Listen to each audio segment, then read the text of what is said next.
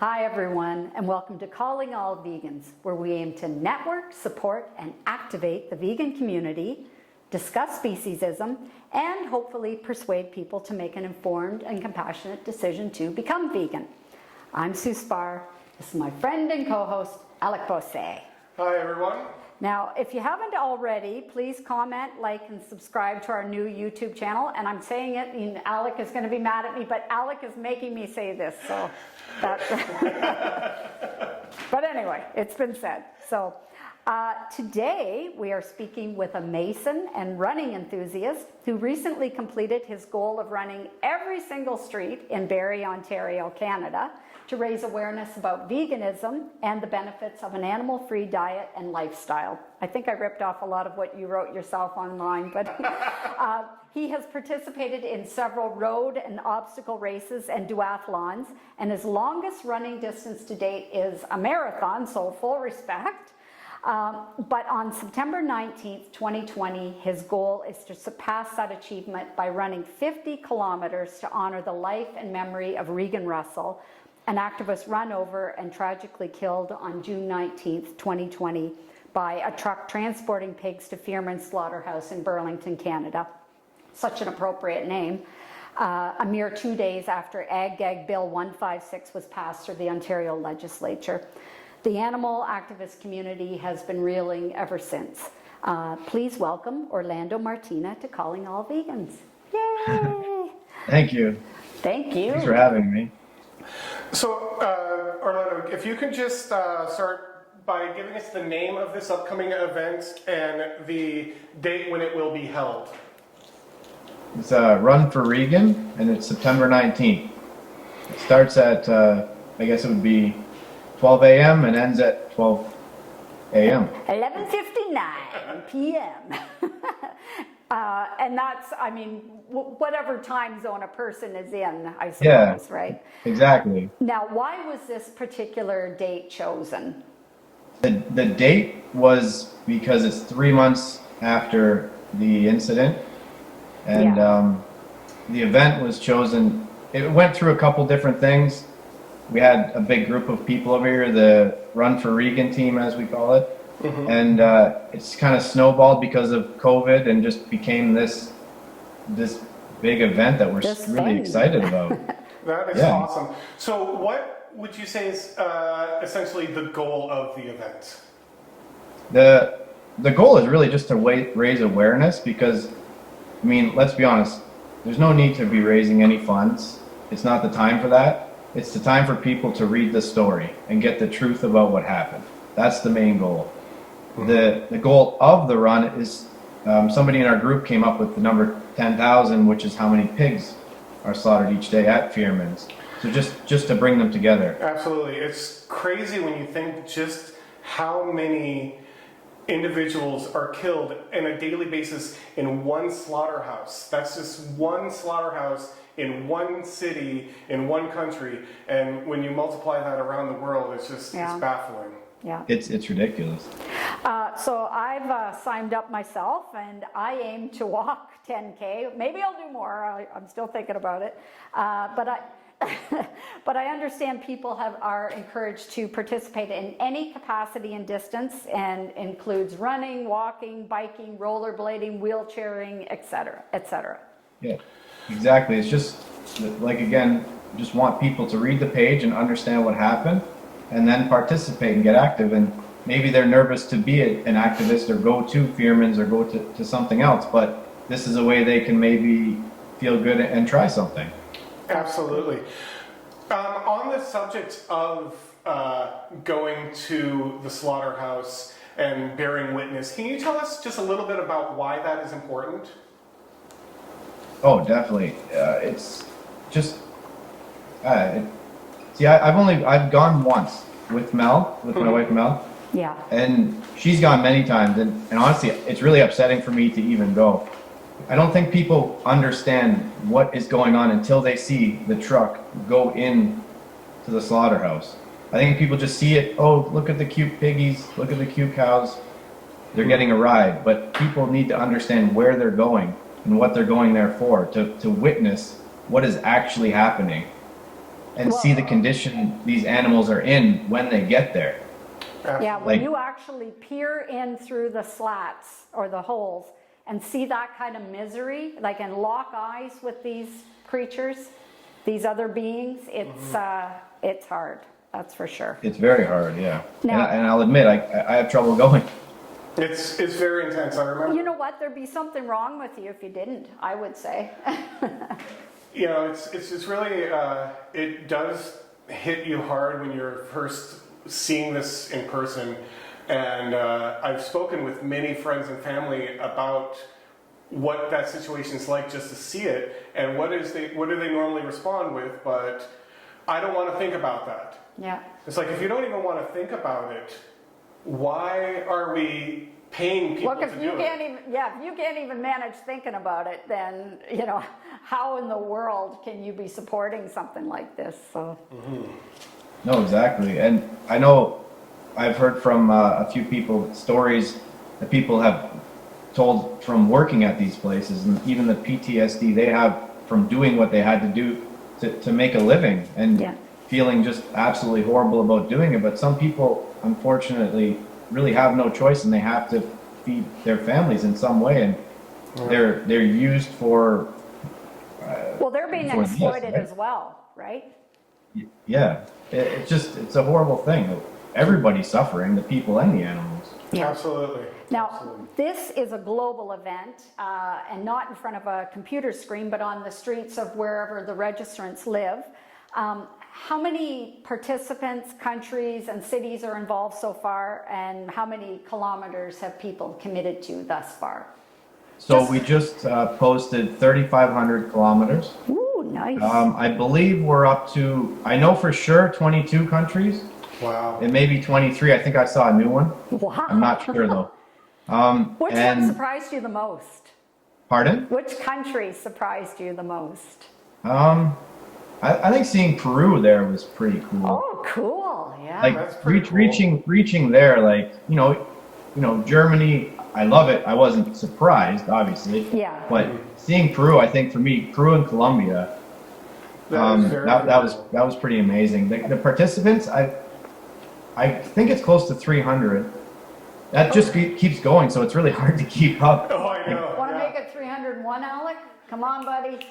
Come on, buddy. I know what I'll be doing as soon as we finish our recording. I'll be signing up as well.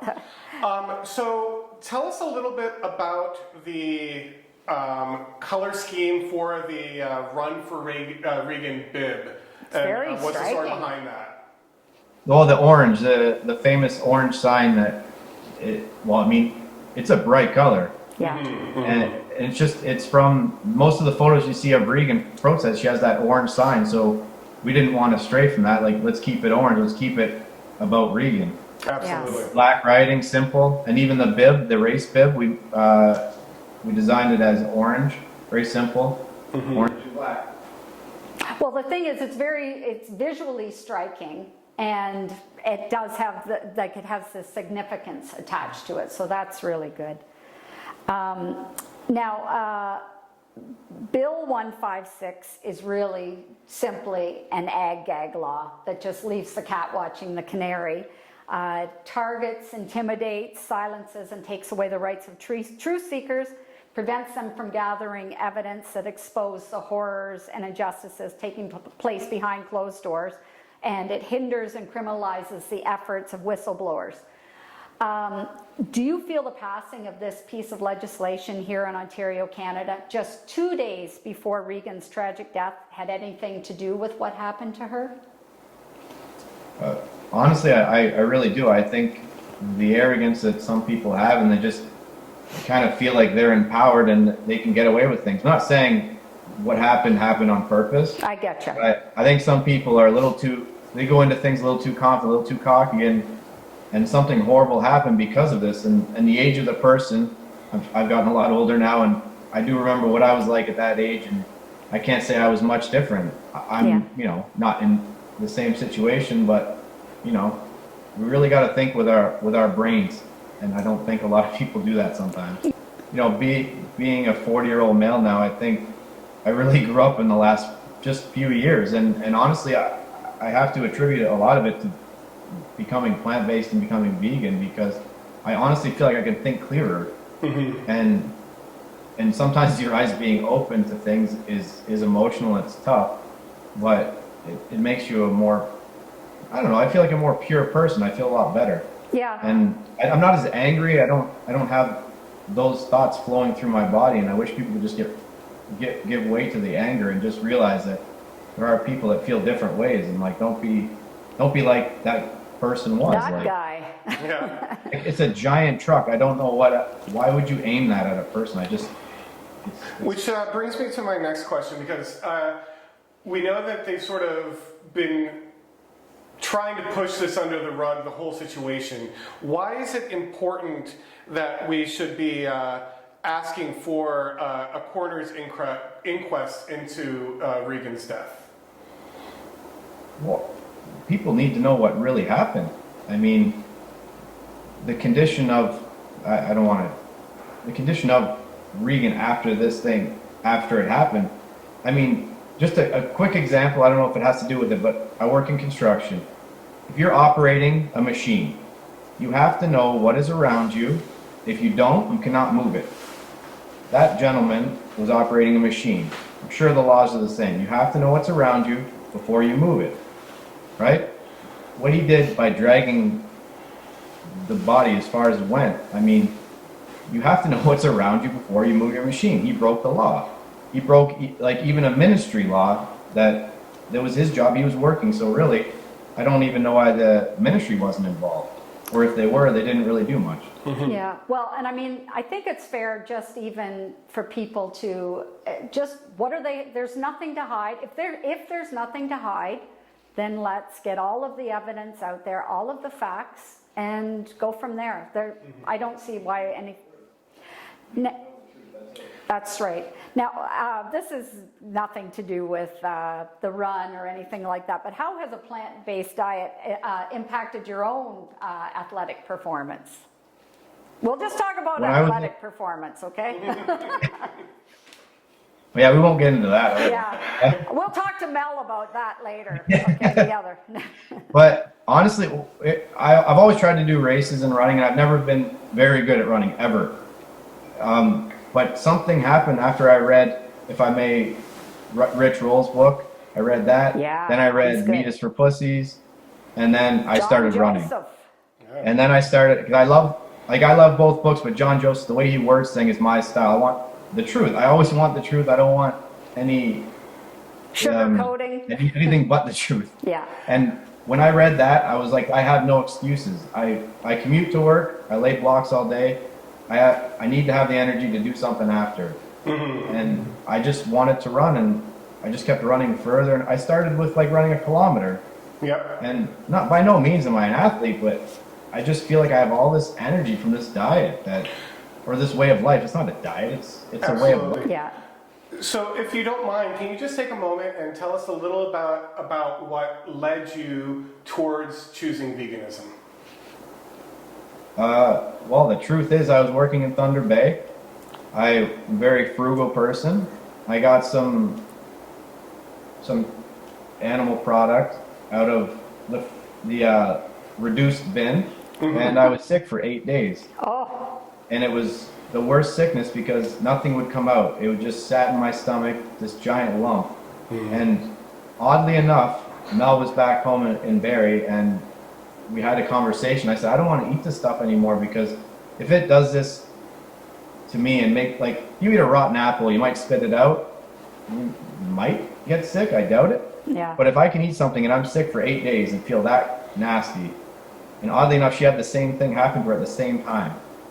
So that was it. We were done. Would do it for me. We never looked back. It sounds like the universe was saying it's time for you to make some choices, huh? Yeah. I wish I got sick a lot sooner. I know. This is the universal thing we all, well, speaking of universe, it's a universal thing we all wish it had happened sooner. I mean, I did vegetarian back 1 million years ago, but then finally woke up. But Yeah. Now, how do other construction workers react to your vegan lifestyle? Do they give you a hard time? They really, honestly, they don't. They say things, and then I say, well, maybe you wouldn't feel like this if. Yeah. Or my usual thing would be, and it might sound a little off the wall, but if somebody does try to argue with me, I tell them, I say, let's go for a run and we'll talk about it after. There you go. Absolutely. Oh, that's good. Yeah, I think that would just about speak for itself, huh? So, I know you, well, we're both metalheads, so I'll just, what's your fave band? And do you miss going to shows because of the whole COVID thing, or did that kind of dry up anyway after having the kids? Well, with the early mornings, it's nice not to be going to shows because Yeah. Mel would go to everyone if she could. Yeah, But you feel a little I delicate after a show, that's for sure. yeah, like I get about 2 hours sleep after a show before Yeah. work. Yeah. My favorite band is got to be Machine Head. They just, you know, something about them. I just love them. Yeah. And Gojira, of course. Yeah, that video, Orlando had put me onto a video called Another World, and it, the lead, the front man and guitarist of Gojira is it Joe Duplantier? So he's already got kind of a vegan name anyway, and he's a vegan. So, but this video, we were going to play it, but people can be directed to it instead, called Another World by Gojira, right? Yeah. And I'm glad you said Gojira, because I'm like, I can never remember, like, think, how do they pronounce their name? So thank you.